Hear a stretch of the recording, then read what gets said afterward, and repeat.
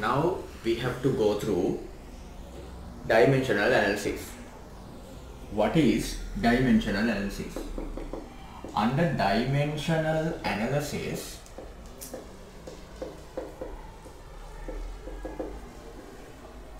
we have to go through the uses of dimensional analysis and the disadvantages of dimensional analysis. We know that the dimension of physical quantities, the main physical quantities, as I mentioned earlier, that is length, then mass, time taken, temperature, electric current, amount of substance, and luminous intensity. Those are the main physical quantities. We know that, we've gone through those. And now we have to go through the dimensional part under this region. Then, considering the dimensional analysis, first we have to know the way of using dimension. When finding the dimension of one basic physical quantity, you may have to use a square bracket. That is a known thing. And you have to consider the main physical quantities and the dimension of the main physical quantities. Let's consider. When considering dimension of length, it should be capital L, and followed by time, capital T, and the final one is, that is mass, that is capital A. According to the Newton's physics, we have to go through three main physical quantities, three basic physical quantities. There are another 4 physical quantities. We know that physical quantities, but according to the Newton's mechanics, Newton's physics, we have to go through these 3 physical quantities. So, what is dimension? What is the dimension? So, that is a kind of a usage of main physical quantities, as I mentioned earlier. The dimension of length is capital L, dimension of time is capital T, then dimension of mass is capital N. Now we can go through the use of and the advantage of dimensional analysis. What is the first advantage of dimensional analysis? That is, we can get the relationship between 3 physical quantities. We can get the relationship between 3 physical quantities.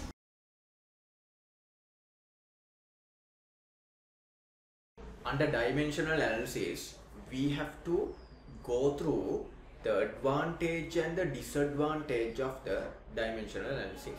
Let's go through the advantage of the dimensional analysis. The first one, we can consider an object of mass simple m moves with a uniform acceleration of simple a. Uniform acceleration under capital F force, that is unbalanced force. Then we can take that the acceleration depends on mass and the force. You can consider simple a directly proportional f to the power x and followed by m to the power y. Then you can remove the proportionality mark by using equalating, and then you have to follow the constant. So A equals K f to the power x m to the power y. This is the correct equation what we got. Then what you have to do? You have to consider the unit, especially the dimension of acceleration, and the dimension of force and the mass. Here you have to consider dimension of force and to the power x, then dimension of mass to the power y. Now we know that the dimension of the acceleration is Lt minus 2 and the dimension of force is Lt minus 2 to the power x, then followed by dimension of mass, that is m to the power y. Now what you have to do is you have to put capital M at the left hand side. What is the reason? The reason is there is capital M at the right hand side. So put capital M, but it should be to the power 0, which means m to the power 0 is equal to 1, so it doesn't make any change to the equation. That is the one and only adjustment being made us. Now we can consider the dimension of force, that is mlt minus 2. The most important thing is x belongs to all three, such as capital M, capital L, then t minus 2. Now m to the power 0, L to the power 1, t to the power minus 2 is equal m x plus y, then L to the power x, t to the power minus 2x. Now we can consider the equalating powers of at left hand, right hand side of the equation.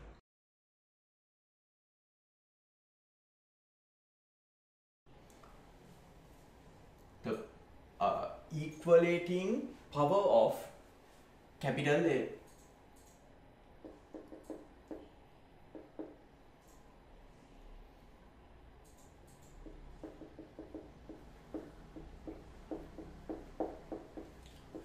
Why we are using capital L? We can find x using capital L. At the left hand side there is a power like 1, at the right hand side there is a power like x, so x equals 1. Then we have to move on to find y. Then what should be the ideal procedure in order to find y? If you conclude the next step should be equalating the powers of 2, it is getting wrong. What is the reason? When finding the y value, t is not the ideal things to be taken. When you consider the power equalating the powers of t, what happens? What happens? Again, you can get the same value for x. No need to go through that, just go through the m value. So equalating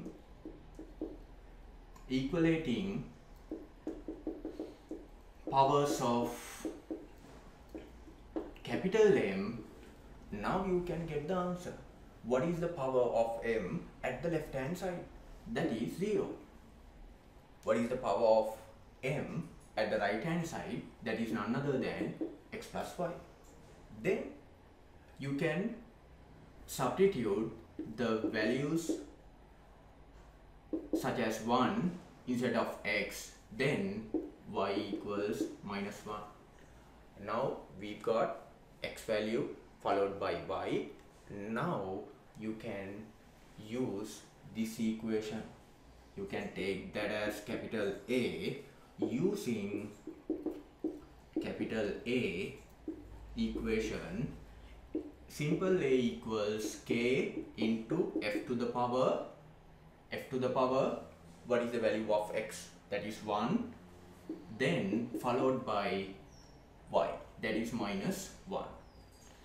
And you have to consider the value of simple k. That is very important thing.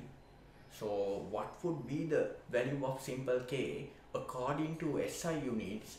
That value getting 1 according to, that is according to SI units. Then it becomes A equals F divided by M. Using cross multiplication, it becomes F equals MA. That is well known equation. That is the way of finding the relationship between given physical quantities.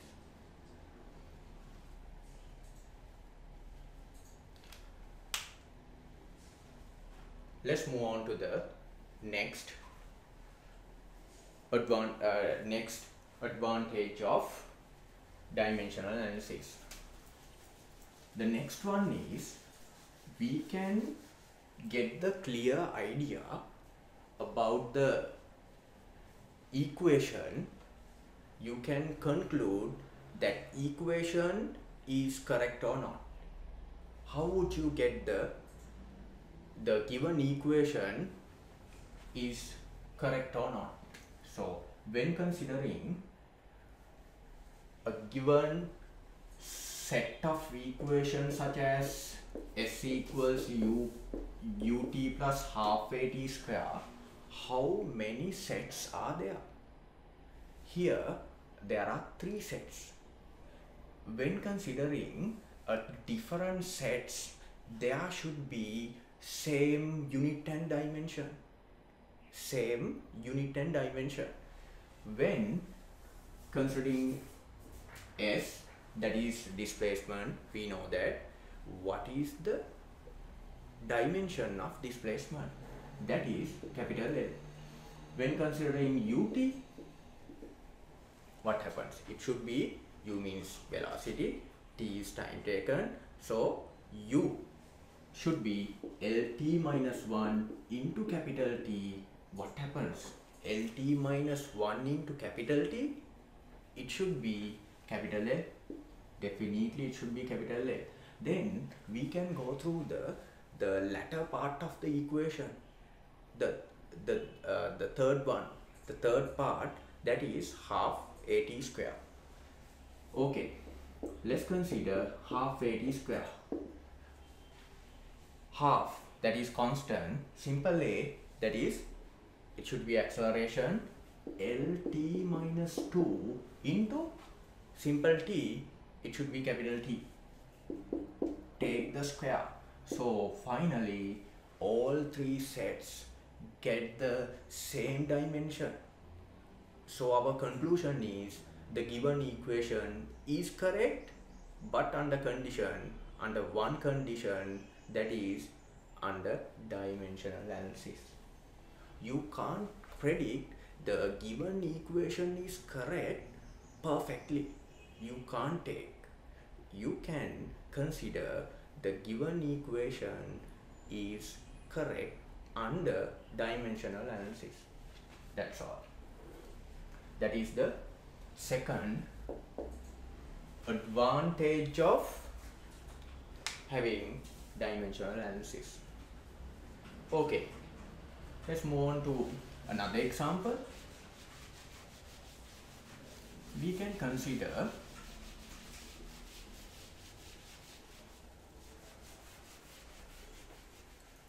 equation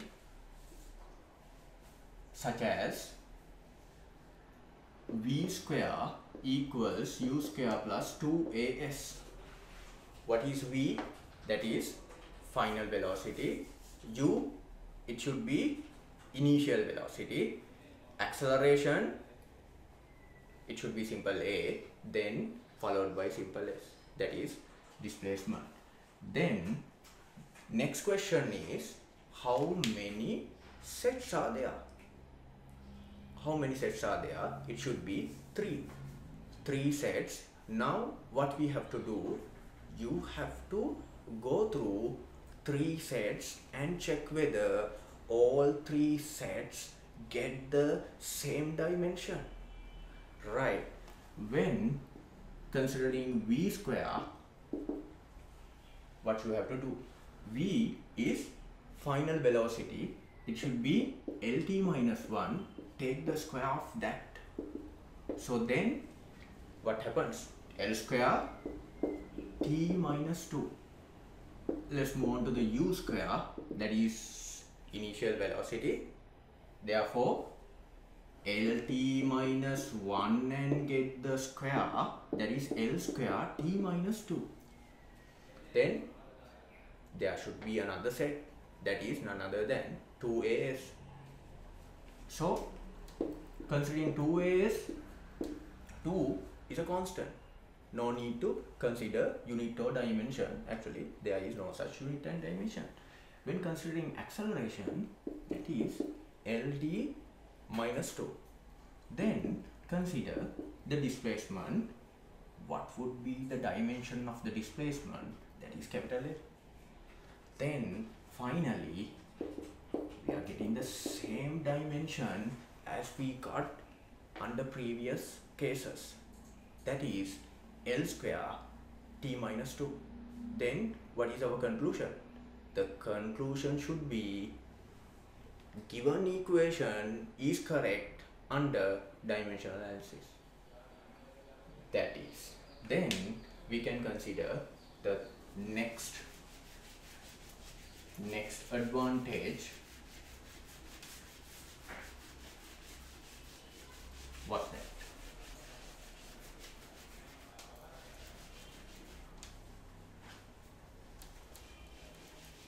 We can find the unit and the dimension of given unknown unit. I mean, if you are given a particular equation, you can find unit and the dimension of unknown physical quantities using given other physical quantities. For example, you can consider F equals capital G m1 m2 divided by r square. What is F? F should be force. m1 and m2 should be the masses, and simple r, that should be distance in between two masses. Then we can find the unknown physical quantity, that is universal gravitational constant, right? Now how would you get the unit and the dimension of capital G? First of all, you have to subject capital G. How would you subject? Using cross multiplication. What you have to do, take fr square divide by m1 m2. What is the dimension of force? Or else you can consider unit first as kg ms minus 2 into r square, which means m square divided by, what would be? It should be kg square. Then kg cut, that's one another kg, that is at the bottom. Then what happens? It goes up, kg minus 1 m cube s minus 2. Right, now you can convert these physical quantities into dimension. How? You know the procedure. If you are given a particular physical quantities or units, you can get the dimension as we discussed in earlier. So it becomes m minus 1 L cube t minus 2, that is the dimension of the unknown physical quantity like universal gravitational constant. Okay, those are the third advantage having dimensional analysis. Let's move on to another one.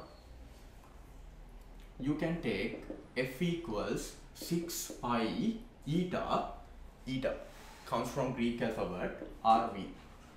What is F? F should be force. Then 6 pi, it should be constant, right? There should not be any unit or dimension, but there is a value. Then followed by eta. Eta is, that is coefficient of viscosity. R is the radius, V is the velocity. Now we have to find the dimension and the unit of eta. So we can follow the same procedure. What would be the procedure? As we followed in the earlier stage, eta should be subjected. How would you subject eta? If you are given F equals 6 pi eta RV, F should be divided by 6 pi RV. Then what is the unit of force? It should be kg m s minus 2. Kg ms minus 2 divided by meters into ms minus 1. Then meter cancel. Then kg m minus 1. What happens here? When this goes up, it becomes positive, plus 1 and minus 2. Minus 1. That is kg m minus 1 s minus 1. Now you can consider the dimension of these units, that is none other than ml minus 1 t minus 1. That's all under dimensional analysis, under advantage. Now we can go through the disadvantage of dimensional analysis. What would be those disadvantages? What are those? Actually, the very first one would be, we can't predict the given equation is correct 100%. That is one disadvantage. For example, we can go through the previous equation, that is s equals ut plus half at square. You are familiar with the equation, but the thing is, now you are given a quite a different equation, like s equals ut plus 1 upon 6 at square. What is the use of having those kind of equation? 1 upon 6, 1/6. So here what happens when considering dimension of S? So you can consider there are 3 sets. The dimension of S is L, dimension of ut is LT minus 1 into T, which is L, then 1 upon 6 at square, then you have to leave 1 upon 6, then LT minus 2 into T square. So then what happens? This is capital L. So you can conclude the given equation is correct under dimensional analysis, but we know this is 100% wrong equation. That is the most worst case. I mean, you can't get the 100% you can't get the 100% idea about the given equation, which means you can't take, or you can't conclude the given equation is correct 100%. That is first disadvantage. Right, let's move on to the next disadvantage. So when considering the units, I mean when considering the constant, you can't find the magnitude of the constant. You can't find the magnitude of the constant in the given equation. So as we know, capital G is the universal gravitational constant. Universal gravitational constant. So that G is 6.67 into 10 to the power minus 12. 10 to the power minus, we can take that as minus 11. The thing is, you can't calculate this value using dimensional analysis. That is second disadvantage. Second disadvantage.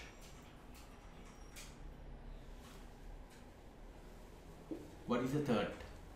So when you are given 4 physical quantities or more than 3 physical quantities, you can't take the relationship between those physical quantities, because under dimensional analysis the maximum relationship should be in between 4 physical quantities. Therefore, you can't get the relationship between physical quantities more than that. That is the third disadvantage under dimensional analysis.